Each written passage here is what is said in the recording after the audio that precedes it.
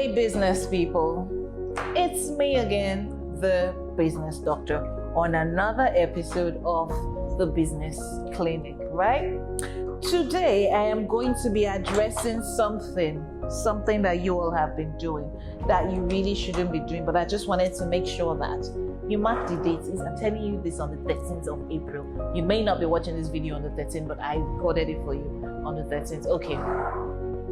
No messing around because it's serious business. If you've not met me before, I am the business doctor. I diagnose and fix problems in small businesses to get you and your business positioned in front of the right paying audience and give you power to make sales.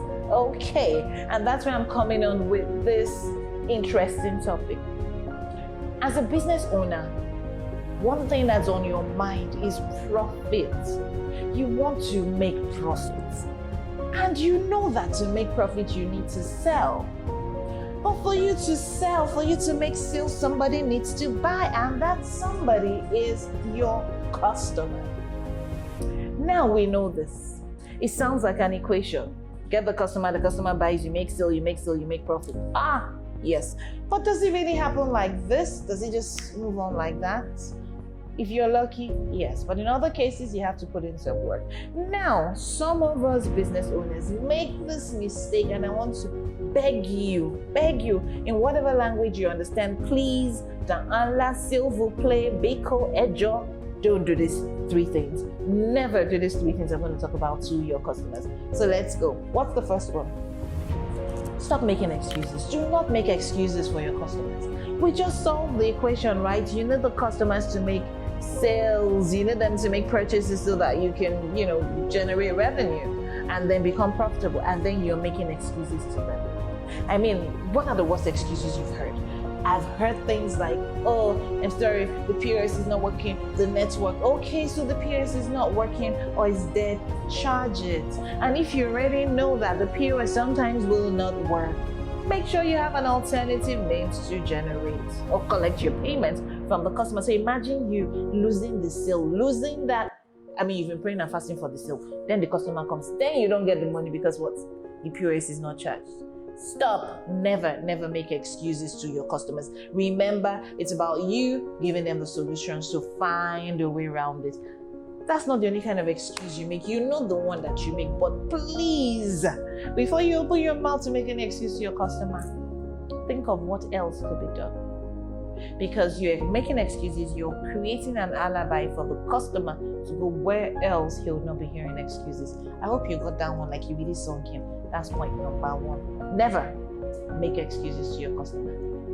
So, now that we're clear on the fact that you should not be making excuses, what's the next thing you do not want to do? Do not give your customers no answers.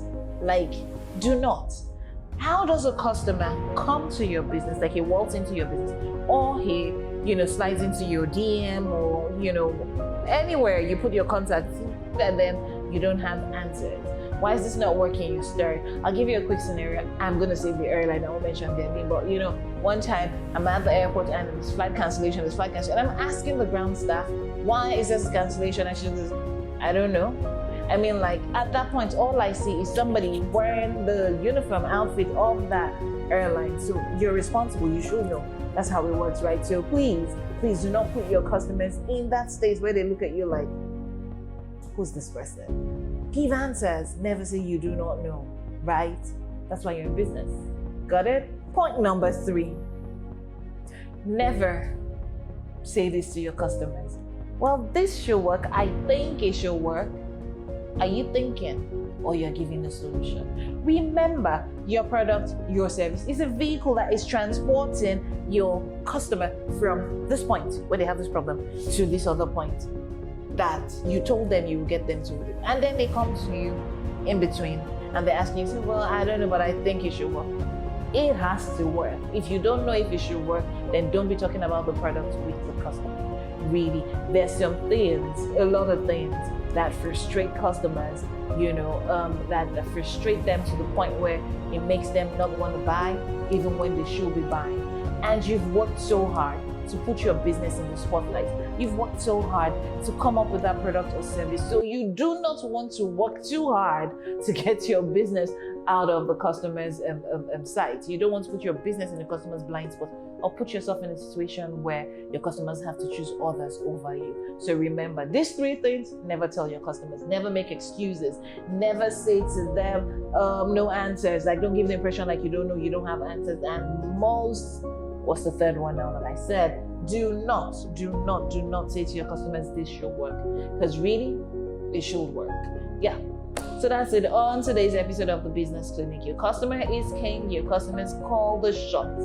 Your customers have the right to fire you and hire you, right? Or hire and fire you. So when you tell them these things that I've just told you not to tell them, they will fire you. You don't want to be fired. You've worked too hard, right? So, and I hope you don't fire me too before the next episode of the Business Clinic, because I'm going to give you something even better next time I see you. But until then, stay safe. Remember, if you haven't subscribed, thank you. If you haven't subscribed already, pause, hit that button now, and then turn on post notifications and wait to see my beautiful face again.